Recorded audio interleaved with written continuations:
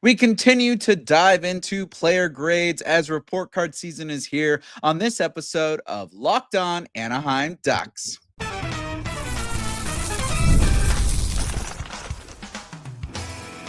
You're Locked On Ducks, your daily podcast on the Anaheim Ducks, part of the Locked On Podcast Network. Your team every day. Hello and welcome, everydayers, and thank you for making Locked On Anaheim Ducks your first listen every day, part of the Locked On Podcast Network, your team every day. Today's episode is brought to you by Gametime. Download the Gametime app, create an account, and use code LOCKEDONNHL for $20 off your first purchase. My name is Kyle Carr, and I'm a lifelong Anaheim Ducks fan, and I've spent multiple years covering collegiate sports, including college hockey. But today we are talking Anaheim Ducks.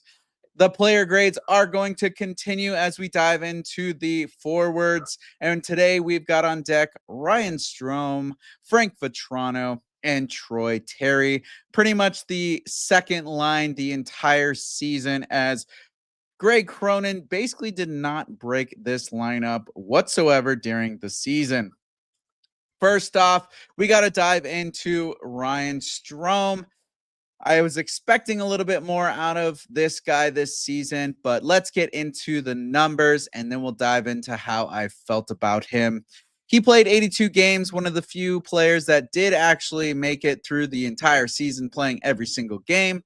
He had 10 goals, 31 assists for 41 points. He was a -3 with 70 penalty minutes, 0 power play goals, 6 power play assists, 0 shorthanded goals, 0 shorthanded assists. He did have 3 game-winning goals, which was nice. 0 overtime goals. He only took 137 shots with a shot percentage of 7.3. Little rough. He only took, 1,226 faceoffs and won 511 of them with a faceoff win percentage of 41.7. 52 hits this year and 36 blocks, 19 takeaways, 66 giveaways, and an average time on ice of 16 minutes and 41 seconds. This was not the best year for Ryan Strome. There have definitely been much more productive years out of this guy. I was expecting a little bit more out of him with his repeat season here in Anaheim and having that chemistry with Vatrano and kind of building up on the previous year. But it was just, I don't know if it was because it was too predictable or what was going on with their line this year, but not a lot was happening out of the Strome, Vatrano, and Terry line. The line consistently struggled throughout the year. There was a couple flash in the pan moments, but overall, it just seemed like they were not producing at the caliber that they should have been, being that they were basically the second line throughout the entire season. Towards the end there, they did bump down to being the third line of the lineup, but I was definitely expecting a lot more out of Ryan Strome, being the big body that he is and the veteran that he is. He was part of the second power play unit, and basically that entire game plan for the second power play was to just feed Frank Vatrano the one-timer, and that was not happening. There was not a lot of puck movement. There was not a lot of feet movement. Okay, so there was puck movement in the fact that they passed the puck along the perimeter a lot, but there wasn't a lot of rotation among the players where they're switching spots, they're moving, they're confusing up the D. They were kind of just static and sitting in their basically just picking a spot on the ice, staying there and trying to move the puck and hoping something would happen and basically feed Frank that one timer. And it just wasn't going in. Very, very predictable. Not a lot happening there. He did struggle in the faceoff dot this year, only a 41.7 faceoff win percentage. That does not help the team create offense if they are constantly trying to fight and get the puck back rather than having possession right off the hop. especially the veteran that he is, you would expect that he would be winning a lot more faceoffs, but it just wasn't really happening this year. And he definitely did not do well on the road. He had a much worse record on the road versus at home. I don't know what was going on with Strome this year. It just seemed like he was not really engaged, not really like mentally there. I don't know if it has to do with the whole Greg Cronin issue, and he's one of those guys that was tuning out the coach, or what was going on there, but it was pretty tough watching his play this year.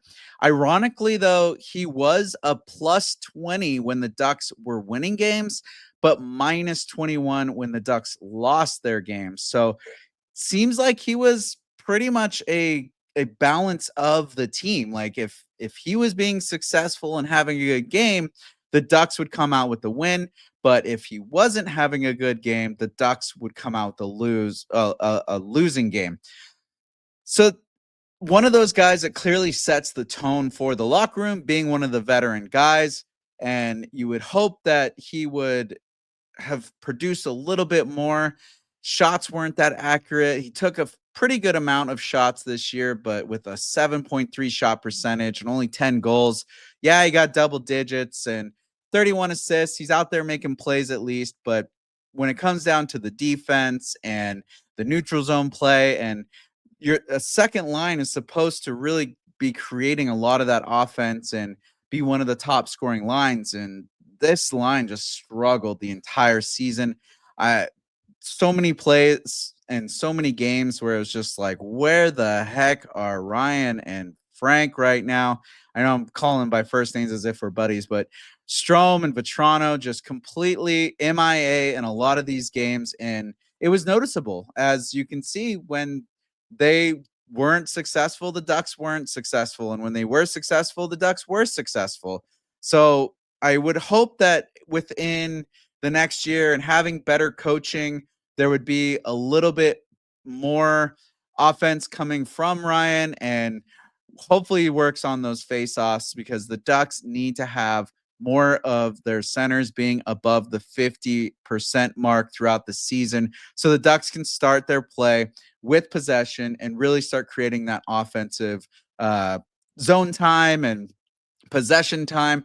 Because I've talked about this before, having the puck in hockey is so much easier and way less tiring when you're playing with the puck than when you're trying to get that puck back. There's just something about when you're trying to go out there and win the puck back when they have possession.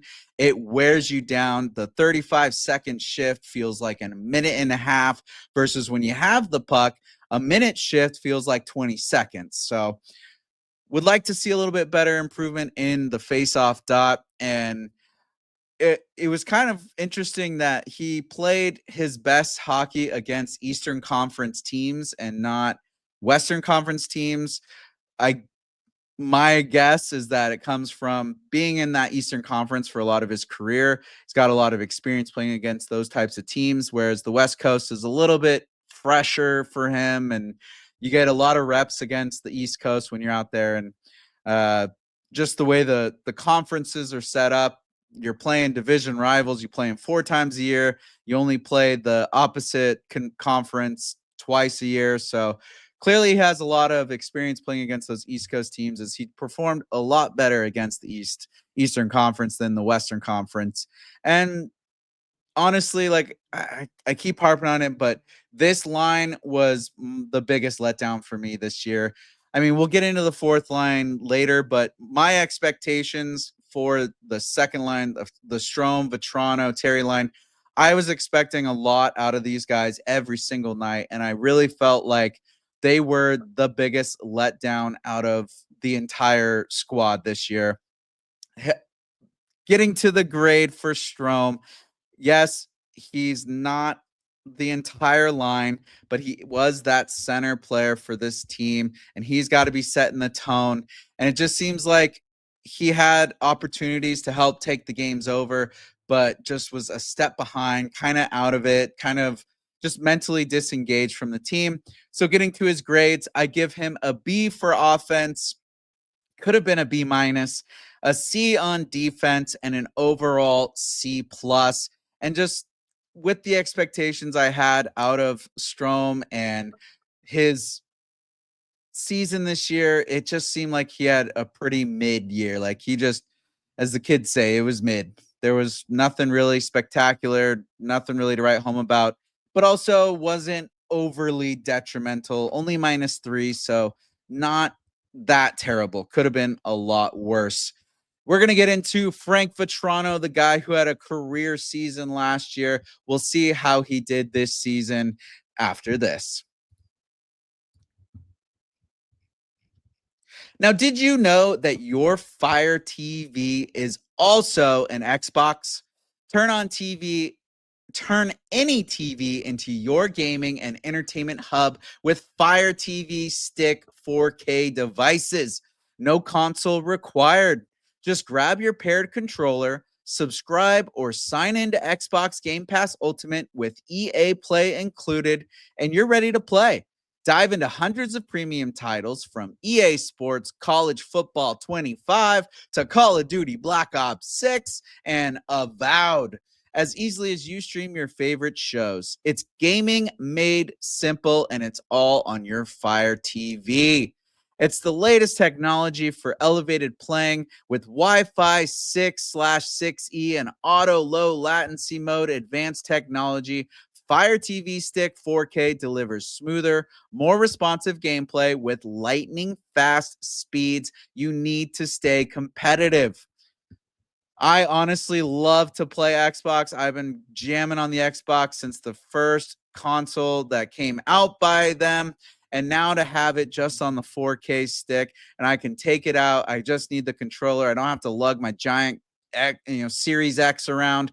Just plug in and play. Hotels, travel, mom's house, dad's house, wherever I need to go. Just got to take those couple of things in my carry-on, and I'm set to go. Head to Amazon.com/Fire TV Locked On to get started. Xbox Game Pass Ultimate subscription and compatible controller required. Available on select devices, including Fire TV Stick 4K 2nd Gen, Fire TV Stick 4K Max 1st and 2nd Gen, and Fire TV Cube 3rd Gen.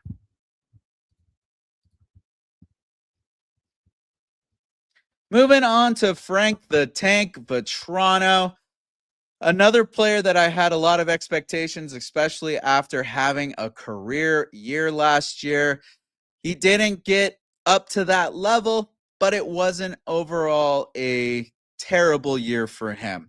So let's look at those numbers, then we'll dive into his season. He had 81 games played, almost played all the games, but missed one. 21 goals, 24 assists for 45 points total. He was a -9. He had 80 penalty minutes. A little frustrated, Frank, there. 3 power play goals, 2 power play assists, 1 shorthanded goal. Honestly, it had the only shorthanded goal for most of the season until Killorn and Carlson got theirs towards the end there. 0 shorthanded assists, 1 game-winning goal, 0 overtime goals, 234 shots with a 9% shot percentage. He took 34 faceoffs, whoa, easy there, and won 16 with a 47.1 faceoff win percentage, 169 hits, 69 blocks, 13 takeaways, 52 giveaways with an average time on ice of 17 minutes and 33 seconds. It's hard when a player has their career year the season before. You have a lot of expectations. You're really hoping that they'll step up and beat that. But this year, it just wasn't happening. You could see he was shooting the puck, 234 shots, but it just wasn't going in for him. And with the power play, that second unit being pretty much oriented around him taking the one-timer, that's where a lot of those shots came from. But it was too predictable. There was too much, it was so obvious that that's what the play was. And if the power play could even get in from the neutral zone and break it in. Once they got established, it was obvious they were going to move the puck around and try to get Frankie that one-time shot. And then goalies are going to read that 90% of the time when you keep doing it every single time. I do love the way that he is a bulldog out there. He's not one of the bigger players, but he does not care. He is throwing the body. He had 169 hits, second on the team behind Gudis. Just an absolute force out there when it comes to the forecheck and in the defensive zone, even the neutral zone. Like, he is not afraid to rock somebody. He was second in goals on the team, but that defense was a struggle. Having the second most goals, but being a -9, that just shows how many times that he was on the just giving up goals, breaking down on the defense and allowing the other team to score does not help whatsoever. Lots of frustration from him this year. I feel like he definitely was expecting more out of himself after having that year last year. I, you could see it in his body language. I don't know how much. Obviously, I'm not in that locker room. I don't know what the conversations were between Cronin and the players, but some of these veteran guys, it seems like there was a little bit of frustration and they had a slump in their careers this year. And if they're the veteran guys, they're used to being around bona fide NHL coaches. They know the language, they know the way they're supposed to be treated. And if they're not getting treated that way, then yeah, you're not going to perform the way you want. I look at it as when I was in the Marine Corps, you had great officers, you had great staff NCOs or staff non-commissioned officers, staff sergeants, gunnery sergeants, first sergeants. You had really good people, good leadership. When you got someone that was not a good leader and had no clue what they were doing or just was way out of line, just did not know how to approach the leadership position, you completely tune them out. You do not give a hoot what they have to say. Yeah, you're going to do the basics, you're going to do your job, but you're not going to give them that extra mile. And I felt like that was the vibe that I got from the veteran players this year. There was that, you know what, I'm going to be here. I'm not going to dog it. I'm not going to be, you know, a quitter, but I'm not going to give you that extra mile. I'm not going to bust my butt and really, go to that next level if you're going to treat me this way. It's just not going to happen. I definitely see him having, and that's where for the future, I see him having a much, much better performance with a better coach that knows how to, one, coach the power play and make it way less predictable, actually have good entries, have more movement on there, and really work the guys to make sure that they are putting in that effort to have a consistent, not predictable power play.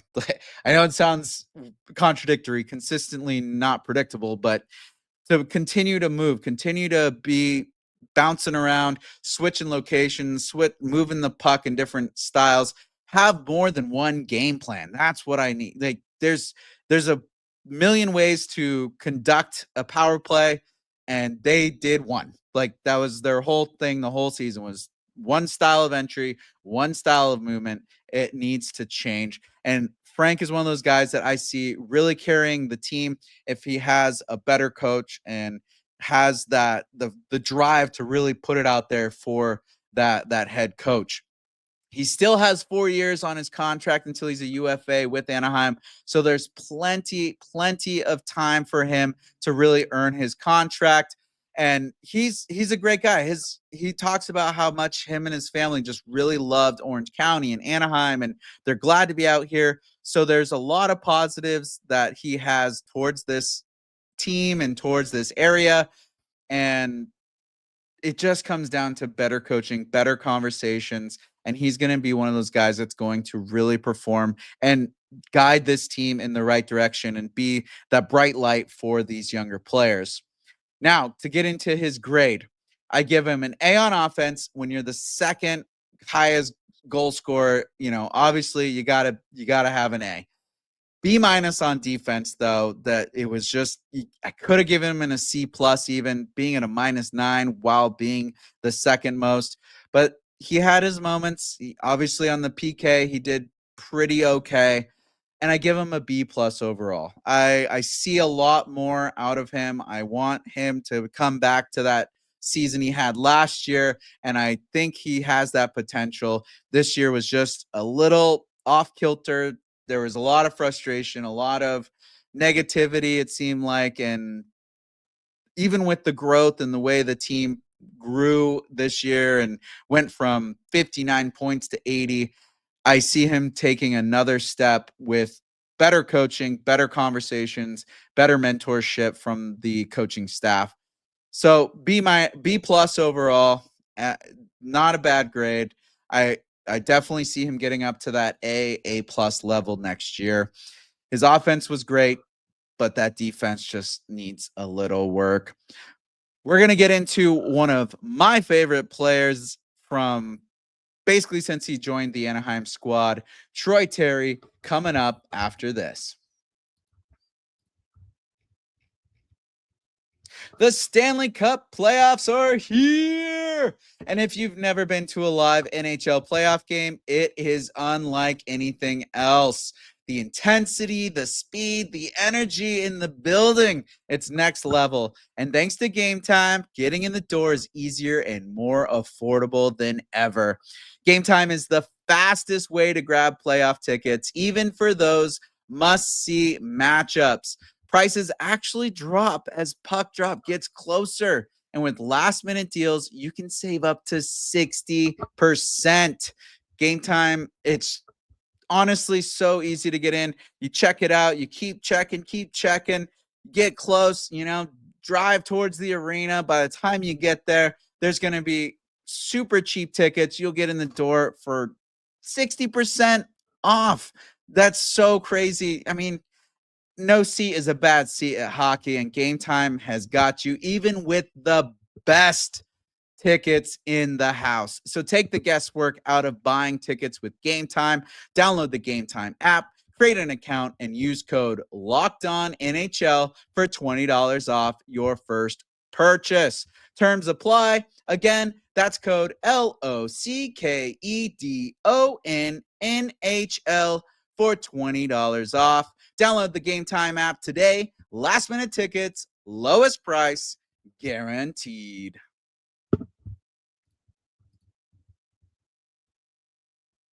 And now to get to one of my favorite Anaheim Ducks players, the guy who consistently shows up, who I think is one of the best examples if you're trying to teach your kid how to play hockey and you want them to play a solid game and, impress the coach and just really have a great development.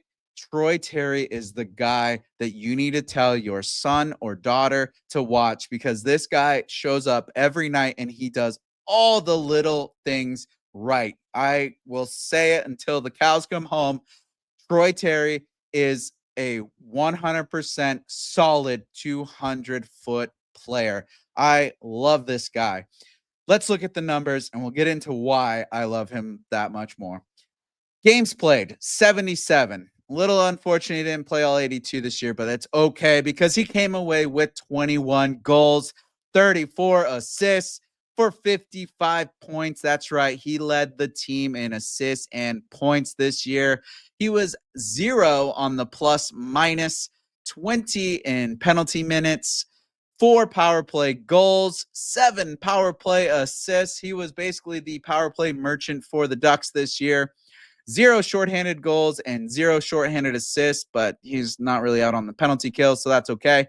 4 game-winning goals, 1 overtime goal. He had 188 shots, not as much as the other guys, but he had 11.2 shot percentage, 12 face-off wins, 32 out of 32 face-offs, obviously not taking that many as Strome was the center.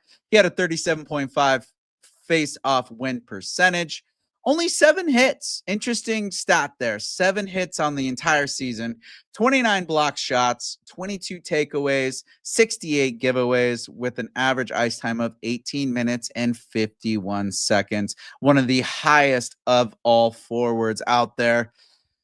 This guy, yes, he doesn't have that many hits. He's not very much a physical guy, but he does not need to be. The way he's able to angle off players, the way he's able to get to the puck before it even gets to the opposition, he is such a smart player out there. Like I've said before, he's one of my favorite players on the Ducks, and I absolutely love having him out here in Anaheim. He just does all the little things right. He doesn't show up on the score sheet every night.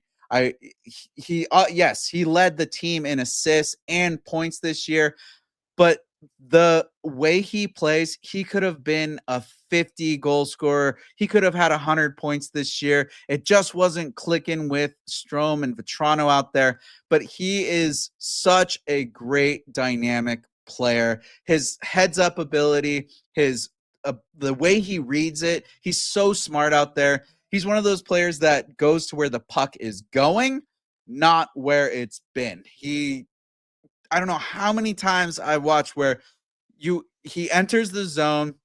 Let's say Strome and Vatrano are on the forecheck, and most players would go say to the left to like support that wall, but he goes to the other way because he knows they're going to ring it around. He goes down, cuts off the ring around, gets the puck back, forecheck. It's back into the Ducks' possession. And his ability to just shake and shimmy players is crazy. He has so much skill out there. His edge work is good. His hands are great. It's just unfortunate the puck wasn't going in for him this year. There was a few times where he just kind of he was snake bitten, just went on these little bit of dry runs where nothing was happening for him. He was trying everything he could and it just wasn't happening. But overall, a phenomenal player. He's right there at second in goals. Mason McTavish with 22, Vatrano and Terry with 21. They're tied there for second. So they performed well. They had their goals. They had their offense. The defense was what was rough with that line. For some reason, I go back to the coaching with Vatrano and Strome and Terry together for basically 80. Well, Terry only played 77 games. So we'll say they were together for 76, 75 games because I think he finally split up their line game 80. So one or two of those games that Terry played, they were not together on a line. But there was so much more potential out of him. I would absolutely love to see Terry out there with Gauthier and Leo Carlson. I see so much potential out of the three of them, but that will come from having a much more in tune coach and having a head coach that plays his players to their assets and really understands that you got to mix up these lines and put players. Yeah, you want to spread the offense out. And that's where I feel like Terry was on that second line with them. You don't want to have a top heavy line. Look at the Oilers. You have two guys that run the entire team. You need to have depth scoring, but if the depth isn't working, try to load up that top line and get some scoring going, and then you can tinker and mess around and do all that stuff. But Terry with Cutter Gauthier and Leo Carlson would be a dynamite line. The way he's able to be smart and play, his speed, his ability to stay strong on the puck and fend off defensemen and really just continue the play. His forecheck ability is so I'm so surprised that he only has 7 hits because he was constantly getting the puck back in the offensive zone. As soon as the Ducks would lose it, he was right in that spot, getting it back, keeping it in their zone. I would love to see those three together. I don't know why Cronin did what he did this year. Obviously, I'm not in that room, but he's gone now. We can thank the hockey gods and hope that Pat Verbeek gets somebody that recognizes that they need to put certain players together and really create that offense. I honestly say that Terry, he is my top asset or top pick to be the next Ducks captain. I think that his ability to stay level headed, he's got such a calm demeanor, but he's such a workhorse. He's every single game he's out there giving 110%. That is a guy that you want to be the captain. He's able to stay level headed, but also push the guys and push himself to that next level. He reminds me of Nathan McKinnon out there. He's got that same type of work ethic where he's not going to be obviously he's not barking up everyone's tree like McKinnon, but he's got that just dog in him where he's constantly pushing and pushing and pushing. Getting into his grade real quick before we walk away here, I give him an A for offense, an A on defense, and an overall grade of A. Just a solid. He is the definition of an A student player, a straight A student, straight A player. That's Troy Terry. I would love to have given him an A plus, but like I said last episode, I'm reserving that A plus level for when they get to 30 goals and more. When they get to the higher, yeah, he's at 55 points. I see him getting way more points than that if he's utilized in the proper way, and it's coming. There is so much hope for this future in this team. The opportunity that these guys have to be bona fide superstars, and you're going to be hearing Ducks, Ducks, Ducks in the postseason coming up soon. It's coming. It's brewing. OC Vibe's going to be vibing, and the Ducks are going to be taking it deep into the postseason. And Troy Terry is going to be one of those carrying the forwards into that fight. Troy Terry, A student, A player. Absolutely love him on Anaheim. He's everything we need. So that's my grades for today. Love to wrap it up on Troy. Just a solid guy. We've got a couple great players coming up on the next episode as we got to get into McTavish, Zegras, Colangelo, some of those other guys out there. So exciting. We're getting in there. We're getting the vibes, you know. Yes, it's the off season. The Ducks aren't in the postseason, but there's a lot of good stuff. We're keeping things pretty even, and then we'll get into the negative stuff later. You know, we'll just leave that for when we get there. But thank you for making Locked On Anaheim Ducks your first listen today. For your second listen, check out the all new Locked On NHL Game Night. Every game, every night until a Stanley Cup champion is crowned. Get local analysis on a national scale. Find NHL Game Night on Locked On NHL on YouTube or wherever you listen to podcasts. And that's where you can find this podcast. Make sure you go to the YouTube, like, subscribe, and share with all of your fans, friends, family, everyone you know. Spread the love of Locked On Anaheim Ducks. I'm Kyle Carr. Be good out there.